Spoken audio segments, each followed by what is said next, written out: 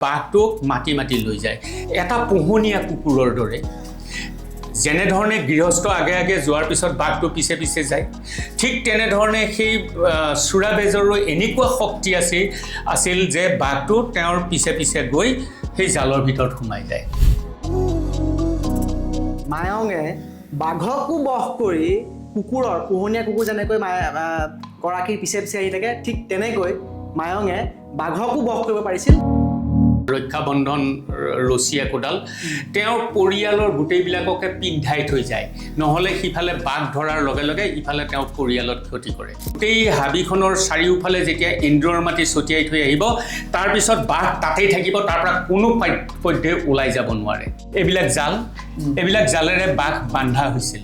মায়ঙত চুৰাবেজ নামৰ মানে তেওঁৰ আচল নাম আছিল মহিকান্ত নাথ এই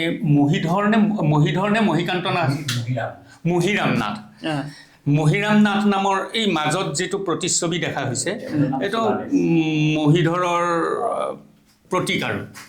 তেওঁ কি কৰিছিল এই ধৰক আপোনাৰ গাঁৱত ক'ৰবাত বাঘে গৰু মাৰিছে বা গৰু ছাগলীৰ নাশ কৰিছে বা মানুহক অপকাৰ কৰিছে সেই খবৰটো যদি আহি তেওঁক দিয়া যায় তেতিয়া সেই মুহূৰ্তত সেই মুহূৰ্তৰ পৰা তেওঁ উপবাসে থাকিব খবৰটো দিয়াৰ মুহূৰ্তৰ পৰা উপবাসে থাকি পেলাই তেওঁ কৰিব কি একোডাল জৰি মানে জাপ বুলি কয় বা ৰক্ষা বন্ধন ৰছী একোডাল তেওঁৰ পৰিয়ালৰ গোটেইবিলাককে পিন্ধাই থৈ যায় নহ'লে সিফালে বাঘ ধৰাৰ লগে লগে ইফালে তেওঁ পৰিয়ালত ক্ষতি কৰে আচ্ছা তেনেধৰণে পিন্ধাই থৈ যোৱাৰ পাছত লাহে লাহে কি হ'ব তেওঁ তালৈ গ'ল নহয় গৈ পেলাই এন্দুৰৰ মাটি কিছুমান লয় পথাৰত যে উঠাই থয় পথাৰত বা ঘৰত যিবিলাকে এন্দুৰে মাটি তোলে তেনেকুৱা ধৰণৰ এন্দুৰৰ মাটি কিছুমান লৈ পেলাই এটা পাচিত এক পাচিমান ল'লে বা কিবা এটা মোনা এটাতে এক মোনামান লৈ পেলাই সেই এন্দুৰৰ মাটিখিনিক তেওঁ বন্ধন মন্ত্ৰৰ দ্বাৰা বাঘ বন্ধন মন্ত্ৰৰ দ্বাৰা তাক মন্ত্ৰিত কৰিব মন্ত্ৰিত কৰি মন্ত্ৰ গাই পেলাই সেই মাটিখিনি মন্ত্ৰলৈ ৰূপান্তৰ হ'ব তেতিয়া তেওঁ কোনোবা দুজনমান সাহসী মানুহক ক'ব যে এইখন হাবিতে বাঘটো আছে গতিকে এই গোটেই হাবিখন ঘেৰাই পেলাই তুমি এন্দুৰৰ মাটিখিনি ছটিয়াই থৈ আহা সেই মানুহকেইজনে গোটেই হাবিখনৰ চাৰিওফালে যেতিয়া এন্দুৰৰ মাটি ছটিয়াই থৈ আহিব তাৰপিছত বাঘ তাতেই থাকিব তাৰ পৰা কোনো পধ্যে ওলাই যাব নোৱাৰে কেনেকৈ মানে বাঘ বন্ধন বশ হৈ যাব মায়ঙে বাঘকো বশ কৰিব পাৰিছিল তাৰপিছত শুনক তাৰপিছত কি কৰে যদি কেতিয়াবা ঢেকি দিয়া বুলি কয় এয়া জাল দেখিছে এইবিলাক জালেৰে বাঘ বান্ধা হৈছিল তেতিয়াতে কেনেকৈ বান্ধা হৈছিল সেই যিখন হাবি সেইখন হাবিৰ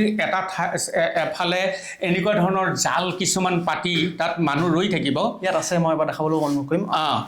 জাল কিছুমান পাতি পেলাই মানুহ ৰৈ থাকিব তাৰপিছত যোনফালৰ পৰা বাঘটো যাব সেইটো খুলি থাকে আৰু ইফালৰ পৰা মানুহে বিভিন্ন ধৰণৰ মানে হুলস্থুল কৰি বাঘটো খেদি লৈ গৈ যেতিয়া জালৰ ভিতৰত পেলাব জালৰ ভিতৰত পেলোৱাৰ লগে লগে মুখখন বন্ধ কৰি দিয়ে জালত বাঘটো বন্ধ হৈ যায় কেতিয়াবা আকৌ চুৰাবেজে কৰে কি বাঘটোক মাতি মাতি লৈ যায় এটা পোহনীয়া কুকুৰৰ দৰে যেনেধৰণে গৃহস্থ আগে আগে যোৱাৰ পিছত বাঘটো পিছে পিছে যায় ঠিক তেনেধৰণে সেই চুৰাবেজৰো এনেকুৱা শক্তি আছিল যে বাঘটো তেওঁৰ পিছে পিছে গৈ সেই জালৰ ভিতৰত সোমাই যায় তাৰমানে মন্ত্ৰৰ দ্বাৰা বাঘকো বশ কৰি কুকুৰৰ নিচিনাকৈ লৈ যায় আৰু সেই মুহূৰ্তৰ পৰা যিটো মুহূৰ্তৰ পৰা বেজে একো নাখাইছিল মই কৈছোঁৱে প্ৰথমতে উপবাসে থাকে সেই মুহূৰ্তৰ পৰা বাঘেও একো নাখায় বাঘে একো ক্ষতি নকৰে নে মানুহৰ তেতিয়া একো ক্ষতি কৰিব নোৱাৰে সি মানে সম্পূৰ্ণ সেই বেজজনৰ বশ হৈ যায় বাঘক বশীকৰণ মন্ত্ৰৰ দ্বাৰা সেই বাঘটোক বশ কৰি ৰাখে তাৰপিছত আকৌ হয় কি কেতিয়াবা ধৰি লওক ঢেকি দিয়া বুলি কয় ঢেকি টানি লৈ যোৱা বুলি কয় তাৰমানে বাঘটোক খেদি লৈ যাবৰ কাৰণে ৰছীৰত গছৰ টুকুৰা কিছুমান বান্ধি পেলাই এনেকৈ হুলস্থুল কৰি লৈ যায় আৰু জালত ভৰাৰ পিছত সেই বস্তুটো নাইকিয়া হৈ পৰে আচ্ছা তাৰপিছত ধৰি লওক এইখন হাবিত বাঘটোক জালত পেলাবলৈ অসুবিধা তেতিয়া কৰে কি এই ওচৰৰ বেলেগ এখন হাবিলৈ বাঘটো নিব লাগে তেতিয়া কৰে কি ৰঙা খাগৰি কেইডালমান তেওঁলোকে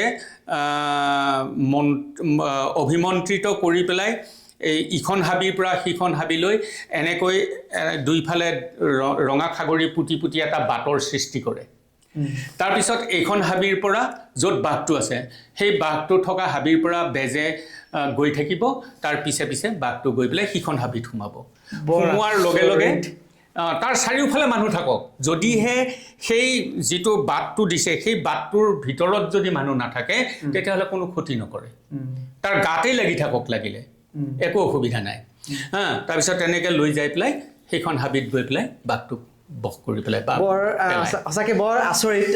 মই এবাৰ দেখাবলৈ চেষ্টা কৰিম মায়ঙৰ হাতত নাছিল কি আচলতে মায়ঙে বাঘকো বশ কৰি পোহনীয়া কুকুৰ যেনেকৈ গৰাকীৰ পিছে পিছে আহি থাকে ঠিক তেনেকৈ মায়ঙে বাঘকো বশ কৰিব পাৰিছিল মই এবাৰ দেখাই লওঁ সেই দৃশ্যটো এবাৰ দেখাম মই এয়া আপুনি ইয়াত দেখিছে এটা এইটো খালি এটা প্ৰতীকপট্টাহে ইয়াত ৰখা হৈছে ইয়াত আপুনি দেখিছে বাঘ এটা পৰি আছে আৰু এইজন এগৰাকী বেজ আৰু সেই বেজগৰাকীয়ে যেতিয়া গাঁৱত আগৰ সময়খিনিত প্ৰাচীন কালত যেতিয়া গাঁৱত বাঘ ওলাইছিলে সেই সময়ত লোকেন্দ্ৰ ছাৰে কোৱা সেই কথা অনুসৰি যেতিয়া বাঘ বেজজনক জনায়গৈ সেই বেজজনে সেইদিনাখনৰ পৰা উপবাসে থাকে আৰু গোটেই যিখন হাবিত বাঘ থাকে বা যিটো অঞ্চলত বাঘ থাকে সেই অঞ্চলটো তন্ত্ৰ মন্ত্ৰৰ দ্বাৰাই বশ কৰি অৱশেষত বাঘকো অৱশেষত মায়ঙৰ বেজে বশ কৰি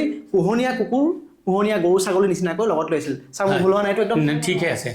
বৰ আচৰিত চাই মানে এইটো অলপ গাৰ নোম শিয়ৰি উঠাৰ নিচিনা কথা কিন্তু বাঘকো যেতিয়া ইমানখিনি কৰিব পাৰে নিশ্চয় এইটো এটা অলৌকিক